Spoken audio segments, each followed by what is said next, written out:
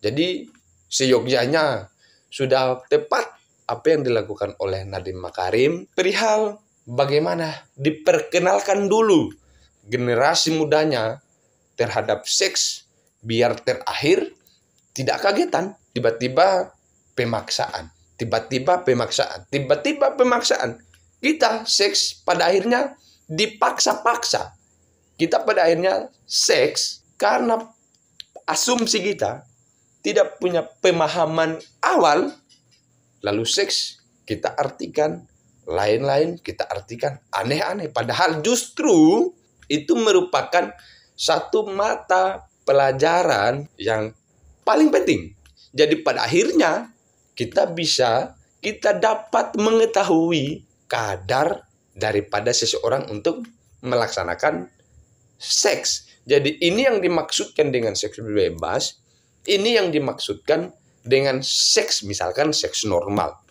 Tetapi atas peristiwa yang kemudian terjadi di beberapa perguruan tinggi, bahkan dengan tagar, dengan hashtag tumpaskan para predator seks, itu menghiasi Twitter kita, Instagram kita, bahkan di kanal-kanal YouTube berbicara mengenai itu, tapi kita enggan terhadap itu sebab kita terlalu berkutat pada sakralitas, kita berkutat pada doktrin agama. Sekali lagi, bukan sebab karena kita mau sekuler, tapi bisakah kadar IQ dari bangsa Indonesia agak sedikit melompat untuk tidak kita dalam pusaran kebodohan, kita dalam pusaran ketidaktahuan terhadap sesuatu, lalu pada akhirnya kita berbuat. Memang perihal seks itu adalah perihal yang akan didapatkan oleh semua orang tanpa terkecuali.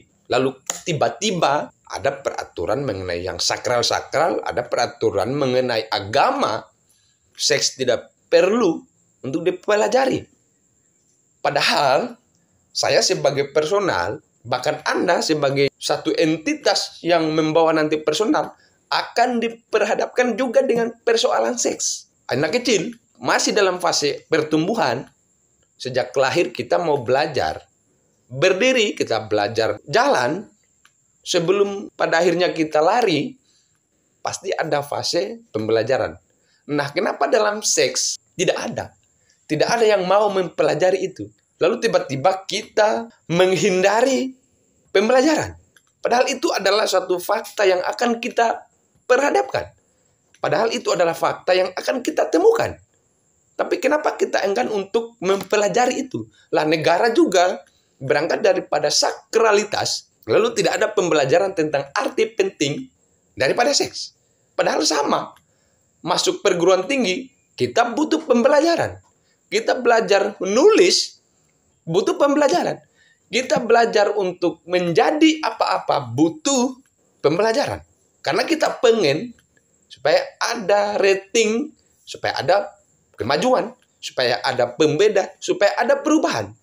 Tapi dalam seks, faktanya dalam Republik Indonesia tidak ada pembelajaran.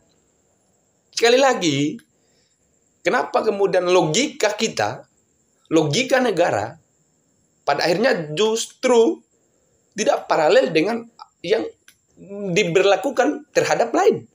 Kenapa pada saat seks misalkan dikecualikan? Jadi ada dispensasi, yang lain bisa kita pelajari. Kecuali seks. Kan logika. Kalau logika negara paralel, kalau terhadap sesuatu kita pelajari, kita diwajibkan untuk diketahui sejak awal. Kenapa seks tidak untuk dipelajari? Minimal Anda ada pengetahuan dasar. Tapi ini dalam negara Republik Indonesia tidak ada pembelajaran terhadap seks. Jadi tidak ada. Yang lain silakan Anda belajar. Bahkan Anda belajar sampai ke negara-negara maju. Perihal seks, mohon maaf. Tidak ada diskusi. Tidak ada dipelajari. Kita tidak diperhadapkan di bangku kuliah, di bangku sekolah SMA, SMP, SD apalagi. Padahal kita pasti akan dipertemukan dengan situasi itu. Nah, Sehingga itulah kemudian yang membuat kita kaget berjamaah bareng-bareng seluruh Indonesia. Kaget kita ketika ada regulasi yang dikeluarkan oleh Menteri perihal seks bebas. Kaget saya sebagai personal. Anda kaget ketika Nadiem berbicara mengenai seks bebas. Sebab Anda tidak diberikan clue-nya dulu dari awal. Kalau dianggap wajar seks bisa dipelajari, maka apalah yang menjadi dinamika daripada adanya diskusi pro kontra mengenai seks bebas? Kenapa kita kemudian kaget? Karena baru. Ini baru. Kita baru mendengarkan ada ini padahal wah. Sehingga butuh kerja keras dari pemerintah dalam hal ini selaku menteri yang terkait untuk memberikan. Sudah sepatutnya ada pembelajaran mengenai seks bebas tanpa mengindahkan sakralitas agama dan sebagainya. Yang itu semua apa-apa yang ada di bangsa Indonesia kita harus pelajari, kecuali dalam negara memberikan dispensasi terhadap pelajaran mengenai seks. Jadi seks dalam konteks Indonesia haram hukumnya untuk dipelajari. Ya apakah begitu? Tidak mungkin. Semua kita perlu belajar terhadap sesuatu yang kecil. Kita harus belajar. Bayangkan bos, seks itu adalah awal mula dari adanya saya, dari adanya Anda, dari adanya kita semua.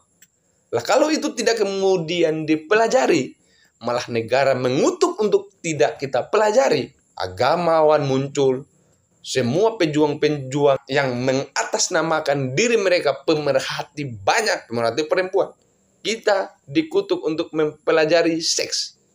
Padahal awal mulanya saya, Anda, dan kita semua itu adalah seks. Sehingga kalau bibit unggul itu dilahirkan karena seks, pasti Jokowi, presiden kita, bahkan siapapun dia lahir karena ada hubungan seks antara kedua orang tua. Nah, kalau kedua orang tua dari Pak Presiden tidak mempelajari seks dari awal, dan kita tiba-tiba tidak menyangka kenapa Jokowi pada akhirnya menjadi presiden. Nah, justru itu yang harus kemudian dibaca. Bahkan Menteri Pendidikan, bahkan ada embel-embel riset. Kenapa tidak itu yang kemudian dijadikan sebagai sampel bahwa oh ternyata kalau anak Anda ingin jadi presiden, gaya seksnya itu ini. Kalau Anda ingin anak Anda jadi menteri suatu saat, suatu ketika, gaya seksnya harus seperti ini. Nah itulah kemudian saya menganggap mempelajari seks itu adalah paling penting. Sebab kita berasal dari sana, tidak bisa dipungkiri. Kita berasal dari hubungan itu.